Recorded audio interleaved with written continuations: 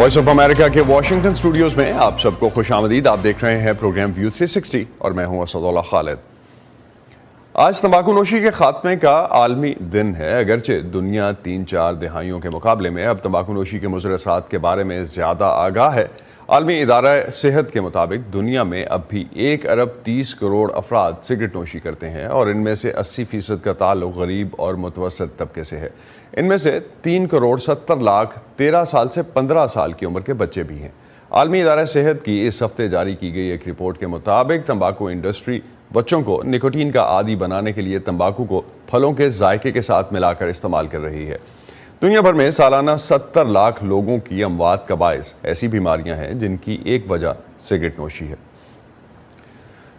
تمباکو نوشی کے صحت پر اثرات اور اس صنعت پر بات کرنے سے پہلے اس وقت نظر ڈالتے ہیں امریکہ کی آج کی سب سے بڑی خبر پر، یعنی سابق صدر ڈونلڈ ٹرمپ کو نیو یارک کی ایک عدالت کے ان کے مالی ریکارڈز میں ہیر پھیر کرنے کے 34 الزامات میں قصوروار ٹھہرائے جانے کے تاریخی فیصلے پر. اس مقدمے کی 12 رکنی جیوری نے ہش منی ٹرائل کہلائے جانے والے اس کیس میں سابق امریکی صدر کو تمام 34 الزامات میں متفقہ فیصلے میں قصوروار قرار دے دیا ہے. صدر ٹرمپ نے ٹرائل کو غیر شفاف قرار دیا ہے اور کہا ہے کہ جج متعصبانہ رویہ رکھتے تھے. انہوں نے کہا ہے کہ وہ اس فیصلے کے خلاف اپیل میں جائیں گے. ٹرمپ امریکہ کی 250 سالہ تاریخ کے ایسے پہلے امریکی صدر بن گئے ہیں جو جرم کے مرتکب قرار پائے ہیں. سابق امریکی صدر ڈونلڈ ٹرمپ کی سزا پر صدر جو بائیڈن کی انتخابی مہم نے کہا ہے کہ ایک سابق صدر کو سزا سنانے کے نیو یارک کی جیوری کے فیصلے سے یہ ظاہر ہوتا ہے کہ یہاں کوئی بھی قانون سے بالاتر نہیں ہے. ادھر ٹرمپ کی انتخابی مہم نے ایک بیان میں الزام لگایا ہے کہ یہ ایک متنازع جج کا دھاندلی زدہ مقدمہ تھا جو بدعنوان تھا. ڈونلڈ ٹرمپ پر کیا الزامات تھے اور یہ فیصلہ تاریخی کیوں ہے؟ ارم عباسی جو اس مقدمے کو وائس آف امریکہ کے لیے کور کر رہی ہیں، اس وقت کیپٹل ہل سے ہمارے ساتھ ہیں. ان سے اس بارے میں بات کرتے ہیں. ارم، استغاثہ نے یہ مقدمہ اس دلیل پر قائم کیا کہ سابق صدر نے سن 2016 کے صدارتی انتخابات پر اثر انداز ہونے کے لیے اپنے مالی ریکارڈز میں ہیرا پھیری کی، جھوٹ بولا. آسان الفاظ میں اس کیس کو کیسے سمجھ سکتے ہیں ہم؟ جی اسد، اب ہش منی ڈیل جو ہے وہ امریکہ میں اللیگل یا غیر قانونی نہیں ہے. اب اس کیس میں ماجرا یہ ہوا کہ 2016 کے انتخابات سے پہلے ان پر الزام یہ ہے ڈونلڈ ٹرمپ پہ کہ انہوں نے اپنے جو پولیٹیکل فکسر تھے مائیکل کوہن، ان کو جو ایک اڈلٹ فلم سٹار تھیں اسٹورمی ڈینیلز، ان کو پیسے دیے $1,30,000 کہ وہ اس بات پر مبینہ طور پر خاموش رہیں کہ ان کا سابق صدر ٹرمپ کے ساتھ ایک رات کا جنسی تعلق قائم ہوا تھا. اور ان کو خاموش کرنے کے لیے جس طرح سے اپنے ریکارڈ میں ڈونلڈ ٹرمپ نے وہ رقم دکھائی، اس میں ڈونلڈ ٹرمپ نے یہ دعویٰ کیا تھا 2017 میں کہ یہ پیسے مائیکل کوہن کو ان کے قانونی کام کے لیے، یعنی ان کی جاب کے لیے انہیں دیے گئے تھے. تو بیسکلی یہ کیس یہ ہے کہ وہ ہش منی تو غیر قانونی نہیں، لیکن اس کے بارے میں جھوٹ بولنا اور اس کے بارے میں اپنے فکسر کو یہ کہنا کہ اس کو ریکارڈ میں اس طرح شو کیا جائے کہ وہ نظر نہ آئے کہ وہ پیسے کس کو دیے گئے ہیں اور کیوں دیے گئے ہیں، یہ ماجرا تھا جس پہ سابق صدر ڈونلڈ ٹرمپ کو مجرم قرار دیا گیا. اور 34 ایسے ان پہ الزامات تھے جو کہ نیو یارک میں ٹرائل ہوا، جن میں تمام تر الزامات پر ان کو قصوروار پایا گیا. اور جیسا کہ آپ نے بتایا کہ 12 ممبر تھے جیوری کے جنہوں نے مل کے یہ ڈیسائیڈ کرنا تھا، اور 2 دن لگے ان کو یہ ڈیسائیڈ کرنے میں کہ آیا ایسے ایویڈنس، ایسے شواہد موجود ہیں کہ ڈونلڈ ٹرمپ کو مجرم قرار دیا جائے. اور ان میں سے اگر ایک بھی یہ طے کرتا کہ ایسے شواہد ان کو نہیں لگ رہے کہ سابق صدر کو مجرم قرار دیا جائے تو پھر یہ فیصلہ نہ آتا. تو یعنی 12 کے 12 جوری ممبرز نے متفقہ طور پر یہ طے کیا کہ ایسے شواہد سامنے آئے ہیں جس پر یہ طے کیا جا سکے کہ سابق صدر ڈونلڈ ٹرمپ مجرم ہیں. ارم، جس طرح سے آپ بتا رہی تھیں کہ 12 کے 12 نے یہ فیصلہ کیا اور متفقہ فیصلہ تھا، اس وجہ سے سابق صدر ٹرمپ کی طرف سے اس پہ ریئیکشن بھی آ رہا ہے، کئی حلقوں کی طرف سے اس کو بہت تاریخی واقعہ کہا جا رہا ہے. کیسے اتنا تاریخی واقعہ ہے یہ؟ کیونکہ نارملی پولیٹیکل لیڈرز پہ مقدمات تو دنیا بھر میں چل رہے ہوتے ہیں. اسد، ایک تو جیسا کہ آپ نے بھی بتایا کہ سابق صدر ڈونلڈ ٹرمپ یہ کہہ چکے ہیں، انہوں نے جج پہ الزام لگایا جو نیو یارک ٹرائل میں جج تھے کہ وہ غیر منصفانہ تھے، وہ باعث تھے، اور سابق صدر ڈونلڈ ٹرمپ اس فیصلے کو چیلنج کرنے جا رہے ہیں جو کہ ان کا قانونی حق ہے۔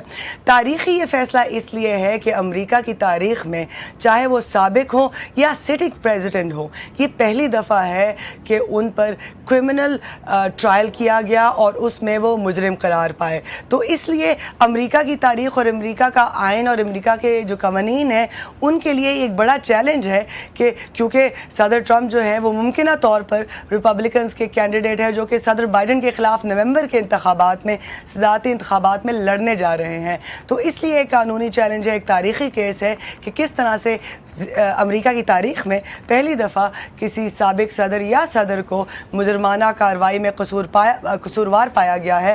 تو اب انتخابات میں ان کا کیا رول ہوگا اور کیا وہ الیکشن لڑ پائیں گے، اور اگر وہ جیت بھی جاتے ہیں تو پھر ایسی صورتحال میں کس طرح کی حکومت امریکہ کو ملے گی۔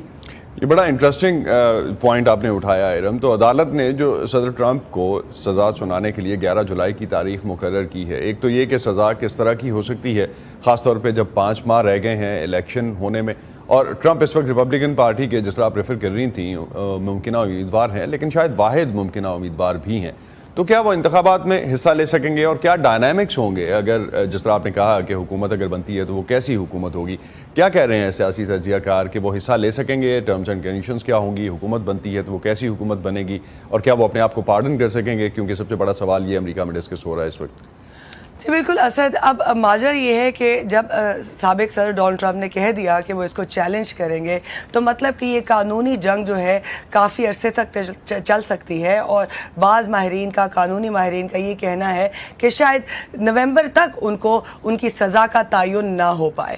اب جہاں تک بات یہ ہے کہ اگر امیجن کریں کہ اگر سابق صدر ڈونلڈ ٹرمپ جیت جاتے ہیں تو ایسی صورتحال میں جو امریکہ کے قوانین ہیں ان کے مطابق صدر جو ہے وہ فیڈرل کرائمز، یعنی وفاقی جو جرائم ہوتے ہیں یا جو مجرم ہوتے ہیں ان کو تو سزا دے سکتے ہیں، لیکن جو ریاستی سطح پر مجرم قرار دیے جاتے ہیں ان کو سزا وہ نہیں دے سکتے۔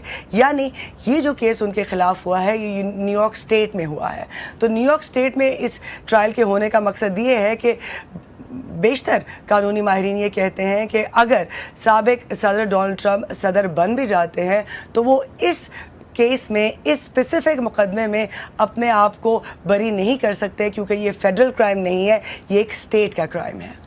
تو ہر اسٹیٹ اس کو انڈیویجولی دیکھ رہی ہوگی۔ بہت شکریہ ارم عباسی، آپ ہمیں بتا رہی تھیں صدر ٹرمپ پر جو کیسز اور اس کے بعد جو الزام ایک ثابت ہوا جس میں جوری نے ان کو سزا سنائی، اس کے بعد کیا ڈائنامکس رہیں گی اس کیس سے ریلیٹڈ۔ بہت شکریہ آپ کا۔ اس کیس کی مزید تفصیلات اور اپڈیٹس ہم آپ کے لیے اگلے شوز میں شامل کرتے رہیں گے، اور ویب سائٹ پہ ہماری کنٹینیوسلی اس حوالے سے اپڈیٹس آپ کو ملتے رہیں گے۔ اب واپس آتے ہیں آج کے ٹاپک کی طرف۔ تمباکو نوشی اور اس کے اثرات کے بارے میں ماہرین صحت کا ماننا ہے کہ تمباکو نوشی چھوڑنے کا فیصلہ جس عمر میں بھی کیا جائے یہ فائدہ مند ہی ٹھہرتا ہے، لیکن اسے جتنا جلدی چھوڑ دیا جائے یہ صحت کے لیے اتنا ہی اچھا ہوگا، اور تمباکو استعمال کرنے والے کے کینسر اور دیگر بیماریوں میں مبتلا ہونے کے امکانات کم ہو جائیں گے۔ امریکن کینسر سوسائٹی کے مطابق سگریٹ چھوڑنے کے چند ہی منٹوں کے بعد آپ کا جسم ٹھیک ہونا شروع ہو جاتا ہے۔ سگریٹ پینے کے 20 منٹ کے بعد آپ کے دل کی دھڑکن اور بلڈ پریشر معمول پر آنا شروع ہو جاتے ہیں۔ سگریٹ چھوڑنے کے چند دنوں کے بعد آپ کے خون میں کاربن مونو آکسائڈ کی سطح معمول پر آ جاتی ہے، اور اس کے 2 ہفتے سے 3 ماہ کے بعد آپ کی سرکولیشن بہتر ہو جاتی ہے، آپ کے پھیپھڑے بہتر کام کرنا شروع کر دیتے ہیں۔ سگریٹ چھوڑنے کے 1 ماہ سے 1 سال کے اندر آپ کی سانس پھولنا کم ہو جاتی ہے، کھانسی کم ہو جاتی ہے، پھیپھڑوں سے بلغم خارج کرنے کا نظام بہتر کام کرنے لگتا ہے، بلغم کو کنٹرول کرنے کے لیے پھیپھڑوں کو صاف کرنے اور انفیکشن کے خطرے کو کم کرنے کی صلاحیت میں اضافہ ہو جاتا ہے۔ سگریٹ چھوڑنے کے 1 سے 2 سال کے بعد آپ کے دل کے دورے کا خطرہ بہت کم ہو جاتا ہے، اور 5 سے 10 سال بعد آپ کے منہ، گلے اور وائس باکس یا نرخرے کے کینسر کا خطرہ آدھا رہ جاتا ہے، آپ کے فالج کا خطرہ کم ہو جاتا ہے، اور 10 سال کے بعد آپ کے پھیپھڑوں کے کینسر کا خطرہ تمباکو نوشی کرنے والے افراد کے مقابلے میں تقریباً آدھا ہو جاتا ہے، اور آپ کے مثانے، خوراک کی نالی اور گردے کے کینسر کا خطرہ کم ہو جاتا ہے، جبکہ تمباکو چھوڑنے کے 15 سال بعد آپ کے دل کی بیماری کا خطرہ تقریباً تمباکو نوشی نہ کرنے والوں کے برابر ہو جاتا ہے۔ حال ہی میں برطانیہ میں تمباکو نوشی کو مکمل طور پر ختم کرنے کا بل برطانوی پارلیمان میں آگے بڑھ گیا ہے۔ تمباکو نوشی انسانی صحت کے لیے خطرناک ہے، یہ بات شاید سبھی جانتے ہیں، لیکن اس کے باوجود تمباکو کا استعمال عام ہے۔ صبا شاہ خان نے امریکی ریاست ورجینیا کے صحت عامہ سے وابستہ ڈاکٹر نیٹلی، جو کہ شمالی ورجینیا میں تمباکو کے استعمال کو روکنے کے لیے کام کرتی ہیں، ان سے بات کی۔ ہم جانتے ہیں کہ تمباکو اور نکوٹین کا استعمال لوگوں کی صحت کے لیے خوفناک خطرہ ہے۔ ہم اس کے بارے میں ایک طویل عرصے سے جانتے ہیں اور تمباکو کا کسی بھی قسم کا استعمال تشویش کا سبب ہے۔ ہم یہ بھی جانتے ہیں کہ تمباکو موت، بیماری اور معذوری کی سب سے بڑی ایسی وجہ ہے جس سے بچاؤ ممکن ہے۔ لہٰذا تمباکو نوشی اور ویپنگ کی شرح کو کم کرنے پر کام کرنا بہت ضروری ہے۔ مجموعی طور پر ہم نے سگریٹ نوشی کی شرح میں کمی دیکھی ہے اور یہ قومی اور عالمی سطح پر ہے، لیکن بہتری کی گنجائش اب بھی موجود ہے اور خاص طور پر کچھ آبادیاں ہیں جہاں لوگوں کو اس سے چھٹکارا دلانے کے لیے مزید کام کرنے کی ضرورت ہے۔ نہ صرف تمباکو نوشی ترک کروانا بلکہ انہیں تمباکو یا نکوٹین کا کوئی بھی نیا استعمال شروع کرنے سے روکنا۔ کیا آپ ان آبادیوں کے بارے میں کچھ مزید وضاحت کر سکتی ہیں جو خطرے میں ہیں؟ ہم جانتے ہیں کہ نوجوانوں اور بالغ نوجوانوں کو زیادہ خطرہ ہے۔ کچھ احتیاطی تدابیر کیا ہیں جو آپ لے رہی ہیں؟ and young adults are at higher risk. ہم جانتے ہیں کہ عام طور پر سگریٹ نوشی کرنے والے نوعمری میں تمباکو کی مصنوعات استعمال کرنا شروع کرتے ہیں، لہٰذا اس گروپ پر توجہ بہت ضروری ہے۔ مجموعی طور پر جب تمباکو نوشی کرنے والے بالغ افراد کی بات آتی ہے تو کم از کم امریکہ میں ہم جانتے ہیں کہ کچھ کمیونٹیز زیادہ خطرے میں ہیں یا ان میں سگریٹ نوشی کی شرح زیادہ ہے۔ تو یہ سیاہ فام آبادی کم آمدنی والی آبادیاں ہو سکتی ہیں، اور پھر دنیا بھر میں ہم دیکھتے ہیں کہ کم آمدنی والے ملکوں میں سگریٹ نوشی کی شرح اب بھی زیادہ ہے۔ تو یہ وہ علاقے ہیں جہاں یہ مسئلہ واقعی تشویش کا باعث ہے۔ In the age of internet and social media، internet اور سوشل میڈیا کے دور میں آگہی زیادہ تو ہے لیکن خطرات بھی بڑھ گئے ہیں۔ آپ کے خیال میں تمباکو کے استعمال میں سوشل میڈیا کا کیا کردار ہے؟ It plays a positive or a negative role when it comes to tobacco use. As with other areas in general. عمومی طور پر ٹیکنالوجی اچھی ثابت ہو سکتی ہے لیکن یہ نقصان بھی پہنچا سکتی ہے۔ تمباکو اور نکوٹین کے حوالے سے ہم دیکھتے ہیں کہ یہ انڈسٹری نوجوانوں تک پہنچنے کا ایک طریقہ ہے۔ تو آپ جانتے ہیں کہ سوشل میڈیا، فلموں، پروموشن اور اشتہارات کے ذریعے بچوں تک پہنچا جاتا ہے، تو اس طرح میں یہ کہوں گی کہ یہ منفی ہے۔ دوسری طرف حال ہی میں ہمارے کچھ وسائل جو بچوں کو اور بڑوں کے لیے بھی سگریٹ نوشی یا ویپ ترک کروانے میں مددگار ہیں وہ ورچوئل اسپیس کا استعمال ہے۔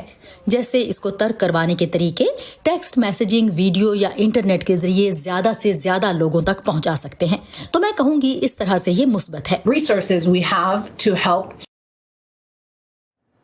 گرینڈ ویو ریسرچ کے مطابق تمباکو کی عالمی صنعت کا حجم 868 ارب ڈالر کا ہے، جو اگلے 6 سالوں میں بڑھ کر 10 خرب سے تجاوز کر جائے گا۔ ذرائع ابلاغ میں چھپنے والی رپورٹس کے مطابق پاکستان میں تمباکو کی صنعت کا مجموعی حجم تقریباً 1000 ارب روپے کا ہے۔ پاکستان کی حکومت نے گزشتہ 2 سالوں کے دوران پہلے ہی سگریٹ کی صنعت پر ایکسائز ڈیوٹی کو 200% تک بڑھایا ہے۔ پاکستان ٹوبیکو کمپنی، جو کہ برٹش امریکن ٹوبیکو کی پاکستانی شاخ ہے، اس کے مطابق بھاری ٹیکسز کی وجہ سے غیر قانونی سگریٹس کی تجارت کا حصہ قانونی سگریٹ سے بڑھ گیا ہے، جبکہ قانونی ٹریڈ کا حصہ کم ہو کر 38% ہو گیا ہے اور غیر قانونی ٹریڈ کا حصہ 60% تک پہنچ چکا ہے۔ پاکستان کی وفاقی حکومت کی طرف سے نئے مالی سال کے بجٹ میں سگریٹ اور تمباکو کی دیگر مصنوعات پر مزید ٹیکس لگانے کی تجویز سامنے آنے کے بعد برٹش امریکن ٹوبیکو نے اعلان کیا ہے کہ مزید ٹیکسز لگنے کی صورت میں وہ پاکستان سے اپنا سرمایہ نکال لیں گے۔ ادھر تمباکو کے کاشتکار بھی اس خدشے کا اظہار کر رہے ہیں کہ اضافی ٹیکسوں سے مصنوعات کی مانگ میں کمی آئے گی، جس سے ان کے فصل سے ملنے والا منافع متاثر ہوگا۔ لیکن نظر الاسلام اپنی رپورٹ میں بتا رہے ہیں کہ تمباکو کے بہت سے کاشتکاروں نے پہلے سے ہی دوسری فصلیں کاشت کرنا شروع کر دی ہیں۔ ضلع مردان کے رہائشی پیر راحت شاہ کا خاندان گزشتہ کئی دہائیوں سے تمباکو کی کاشت کر رہا ہے۔ وہ کہتے ہیں کہ کسی زمانے میں تمباکو کو کپاس، گندم اور گنے کی طرح ایسی فصل تصور کیا جاتا تھا جس سے کسان بآسانی منافع حاصل کر سکتے تھے، لیکن اب حالات بہت مختلف ہیں۔ اسی سیزن کے لیے تو ٹوبیکو بورڈ نے تقریباً 307 روپے جو منیمم ریٹ ہے نا وہ مقرر کر دی ہے، تو ابھی پتہ نہیں ہے کہ اس سے آگے کتنی ریٹ پہ تمباکو چلی جائے گی، لیکن ज़मींदार के लिए रेट का तयन जो है ना वो तो टोबैको बोर्ड और कंपनियां वगैरह करती है। तो ज़मींदार के लिए बहुत अभी ये सीज़न में एक तशवीश पाई जा रही है कि पिछले साल की निस्बत इस साल उसको वही रेट मिलेगा या नहीं मिलेगा। चूंकि फसल के इस रेट का इन्हिसार ज्यादातर तंबाकू की मसनूआत की सेल्स और बिलावास्ता तौर से उन पर लगाए जाने वाले टैक्सेस पर होता है, उनकी तशवीश के पीछे कई सालों की मानंद इस बजट में भी हुकूमत की तरफ से तंबाकू की मसनूआत पर टैक्सेस में मुतवक्के इजाफा है। हुकूमत को उम्मीद है तंबाकू की मसनूआत पर मजीद टैक्स लगाने से मुल्क के महसूलात बढ़ेंगे, लेकिन मुल्क में सबसे ज्यादा सिगरेट्स बनाने वाली पाकिस्तान टोबैको कंपनी की मालिक ब्रिटिश अमेरिकन टोबैको के मुताबिक मौजूदा टैक्सेस से पहले ही सिगरेट्स की फरोख्त में 38% कमी और गैर मियारी सिगरेट्स की फरोख्त में इजाफा हुआ है। इससे हटकर भी तंबाकू की फसल के लिए दरकार ज्यादा देखभाल और मेहनत के बायस बहुत से पाकिस्तानी काश्तकार पहले ही तंबाकू की बजाय दीगर फसलों की काश्त को तरजीह दे रहे हैं। इन्हीं में से एक नसीर खान हैं, जिन्होंने तंबाकू की फसल तर्क करके दीगर फसलें काश्त करनी शुरू कर दी हैं। तंबाकू में कमाई बहुत ज़्यादा कम होती है। कोई 6, 7 साल, 8 साल बाद एक दफ़ा एक साल ऐसा आ जाता है जिसमें ज़मींदार कमा लेते हैं, अदरवाइज़ इसमें नुकसान ही होता है छोटे ज़मींदारों को खासकर। वजह उसकी ये है कि एक तो हमारी गवर्नमेंट हमारे काश्तकारों को बिल्कुल भी कोई अहमियत नहीं दे रही है। जो भी हमारी फसल होती है, तंबाकू के अलावा भी जितने फसलें हैं, जैसे आजकल गंदम के साथ हो रहा है, तो वो गवर्नमेंट उस हिसाब से ख़रीद नहीं रही है जिस तरीके से जितना उस पर खर्च आता है हमारे काश्तकारों का। इस वजह से हमारे गांव के बहुत सारे लोगों ने काश्त करना छोड़ दिया है। ताहम पीर राहत शाह कहते हैं कि वो फिलहाल तंबाकू की काश्तकारी जारी रखेंगे, क्योंकि बदकिस्मती से दीगर फसलों के हवाले से भी हुकूमती पॉलिसी तसल्ली बख्श नहीं है। अब अजदाद से सुनने में आ रहे हैं कि 70s में तकरीबन यहाँ पे अफ्यून काश होती थी, तो हुकूमत ने फिर उस पर पाबंदी लगाई, तो अफ्यून के मुतबादल के तौर पे ये तंबाकू की जो फसल है ना, ये लोगों को दे दी कि इससे काश करो, इससे तुम्हें अच्छे पैसे मिलेंगे। एक जानिब तंबाकू के खात्मे के आलमी दिन की मुनासबत से इंतजामिया ने सड़कों पर तंबाकू नोशी के नुकसानात से मुतालिक आगाही बैनर्स भी आवेजा किए हैं। दूसरी तरफ राहत शाह को उम्मीद है कि हुकूमत तंबाकू की फसल को भी आफत ज़दा फसलों की फहरिस्त में शामिल करे, ताकि इस फसल के किसान को कुदरती आफात के बायस होने वाले नुकसान का अजाला हो सके। Nazrul Islam, voice of America, Mardan. सेहत की वकालत करने वाली बहुत सी तंजीमें तंबाकू नोशी के ख़तरात के बारे में आगाही पैदा करती रहती हैं। इंतज़ाद तंबाकू नोशी के आलमी दिन के मौके पर इन तंजीमों के लिए एक हौसला अफजा खबर यह है कि दुनिया के ज़्यादातर ममालिक में तंबाकू का इस्तेमाल कम हो रहा है, लेकिन आलमी इदारा सेहत के मुताबिक इस रुझान के बरक्स इंडोनेशिया में तंबाकू नोशी की शरह बढ़ रही है।